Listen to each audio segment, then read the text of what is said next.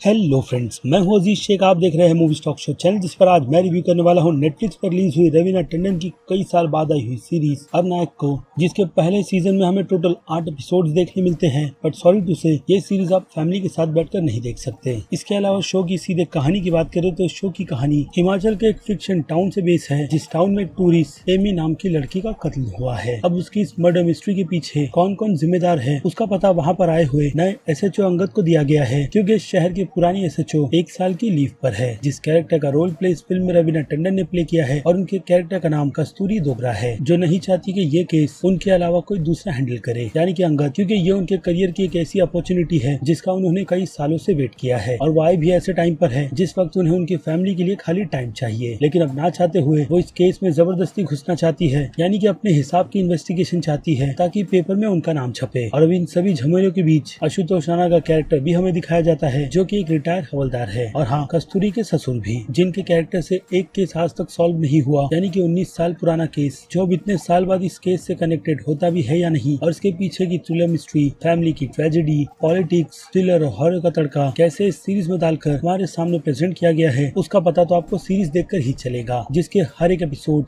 आपके लगभग 40 से 45 मिनट लेते हैं। यानी कि ये सीरीज आपका अच्छा खासा टाइम लेती है। जो अब आपको इस सीरीज पर इन्वेस्ट करना भी चाहिए या नहीं, चलिए उन डिटेल्स पर आते हैं। लेकिन उससे पहले बनती है एक छोटी सी रिक्वेस्ट, जो है इस चैनल को सब्सक्राइब, वीडियो को लाइक और शेयर करने की।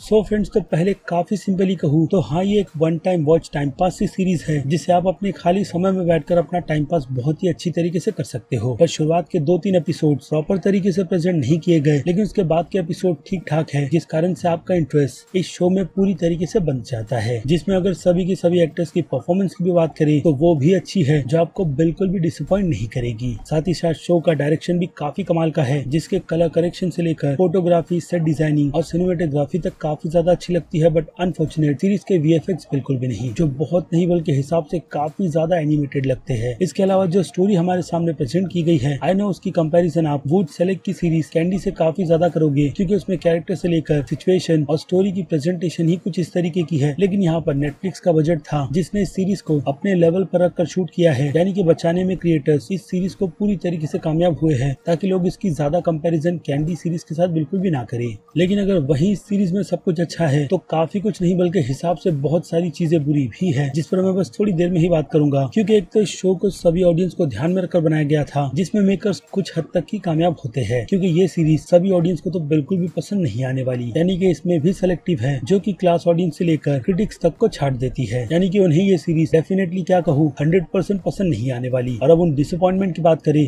तो वो है सीरीज की पकी पकाई ऐसी खिचड़ी, जो पूरी तरीके से बनी ही नहीं। इनफैक्ट अगर मैं कहूँ कि कैरेक्टर से लेकर इस सीरीज की जिस तरीके की स्टोरी की प्रेजेंटेशन थी, वो हिसाब से इतनी ज्यादा बचकानी है कि आप शुरुआत से ही गेस कर बैठ जाते हो कि एक्चुअल में सीरीज में कल्प्रिट कौन है। और सीरीज के एंड में वो चीज तो निकल कर आती ही है, लेकिन साथ ही साथ एक ऐसा ट्विस्ट भी जिसे सीजन 2 के लिए छोड़ दिया गया है, या फिर कह लो एक क्लिफ हैंगर, जिसकी मुझे लगता है कि इस शो को बहुत ही ज्यादा जरूरत थी। क्योंकि जो चीज अगर आप शुरुआत से ही बैठकर एक्सप्लेन करने में लगे हुए होती ही नहीं है, तो उन्हें एंड में दिखाने का भी कोई मतलब नहीं बनता है। यानी कि मेकर्स पूरी तरीके से कंफ्यूज रहे, जिनमें खुद उन्हें ही नहीं पता था कि उन्हें एंड में प्रेजेंट क्या करना है। और जो स्टोरी अंगद के कैरेक्टर की बिल्ड की गई है, वो सुनने में तो काफी ज्यादा अच्छी लगती है, लेकिन उसकी प्रेजेंटेशन उतनी ही ज्यादा बुरी है, जिससे साफ साफ ऐसा लगता है कि एडिटर साहब का काम यहाँ पर बहुत ही ज्यादा बुरा है। खास करके उस सीन को छोड़कर एक कैरेक्टर्स को दूसरी लोकेशन पर पहुंचाने तक भी, जिनमें हर एक कैरेक्टर आपको फ्लैश जैसे ही नजर आते हैं, जो एक लोकेशन से दूसरी लोकेशन पर पलक झपकते ही पहुंच जाते हैं, वो भी ऐसे मोमेंट पर जिनमें कोई कैरेक्टर मरने वाला हो। इसके अलावा आशुतोष राणा के कैरेक्टर में शुरुआत में एक बीमारी दिखाई गई है, उसके बाद उस बीमारी का क्या हुआ वो ना तो हमें पता चलता और ना ही मेकर्स को। ऐसी ही कुछ चीजें इस सीरीज में कैरेक्टर्स के साथ भी हुई है, जिन्हें बस जरूरत के टाइम पर ही यूज कर ऐसा उठाकर फेंका गया कि बाद में उन कैरेक्टर्स का फिर से यूज दिखाया ही नहीं गया। यानी कि कैरेक्टर्स का भी कोई मतलब नहीं था, जिनकी स्टोरी और टेंशन को जबरदस्ती का सीरीज में इसकी पेस बढ़ाने के लिए डाला गया। और वैसा ही कुछ कस्तूरी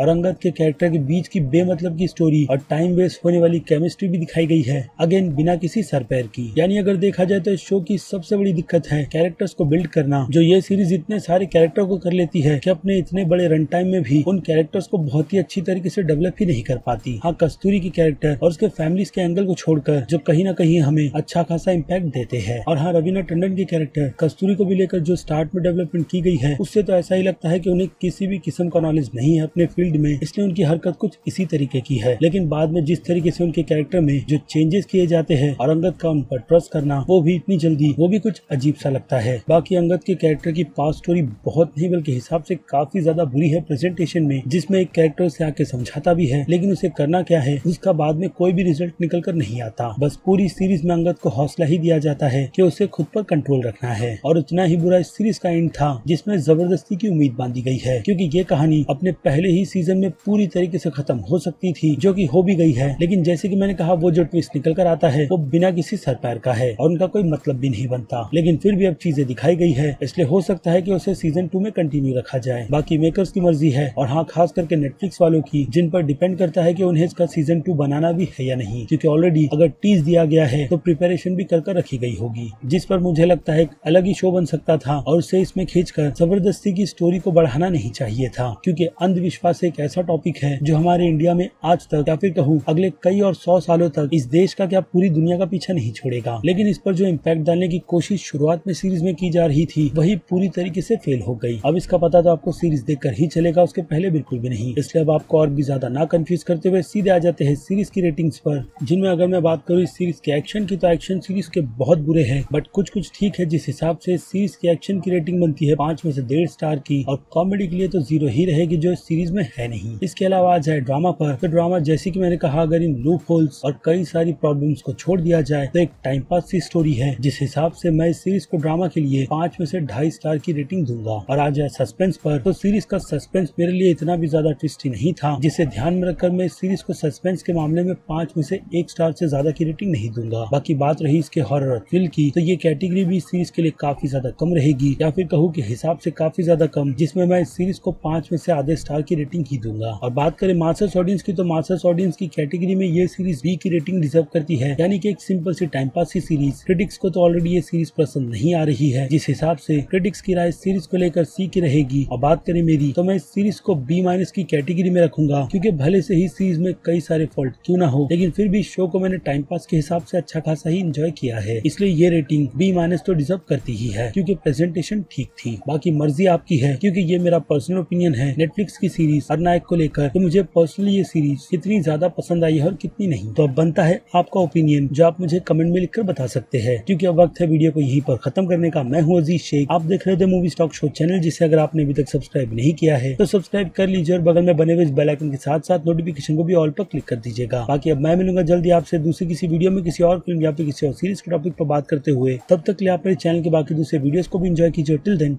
बाय।